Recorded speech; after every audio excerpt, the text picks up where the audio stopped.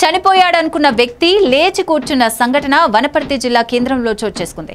ఆలస్యంగా వెలుగులోకి వచ్చిన ఈ ఘటనకు సంబంధించి వివరాలు ఇలా ఉన్నాయి. వనపర్తి జిల్లా కేంద్రానికి చెందిన తైలం రమేష్ తెలంగాణ ఉద్యమంలో చురుకుగా పాల్గొన్నారు. మాజీ మంత్రి సింగిరెడ్డి నిరంజన్ రెడ్డిని వెన్నంటి ఉన్నారు. ఆయనకు అభిమానిగా మారారు తైలం రమేష్. ఆ అభిమానాన్ని తన గుండెల్లో చాటుకున్నారు.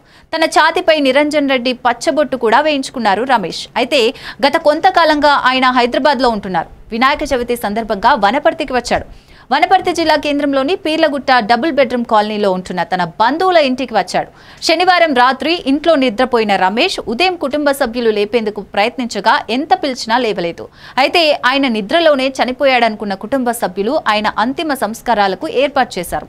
ఇదిలా ఉండగా తన అభిమాని చనిపోయాడన్న విషయం తెలుసుకున్న మాజీ మంత్రి నిరంజన్ రెడ్డి చివరి చూపు కోసం రమేష్ ఇంటికి వచ్చారు. ఈ సందర్భంగా రమేష్ ఛాతిపై ఉన్న తన పచ్చబొట్టును చూపిస్తూ కుటుంబ సభ్యులు రోధించారు. అయితే ఆ పచ్చబొట్టును చూస్తున్న క్రమంలో రమేష్ ఊపిరి పీల్చుకున్నట్టు నిరంజన్ రెడ్డి పసిగట్టారు. దీంతో తక్షణమే రమేష్ పై ఉన్న పూలమాలలు తీయించి రమేష్ ని గట్టిగా పిలిచి ఆయనలో మరింత కదలిక కనిపించింది. వెంటనే స్పందించిన ఆయన రమేష్ ను ఆసుపత్రికి తరలించాలని సూచించారు. వెంటనే ఆయన్ను ఆసుపత్రికి తరలించి చికిత్స అందించడంతో గంట తర్వాత స్పృహలోకి వచ్చి కళ్ళు తెరిచాడు.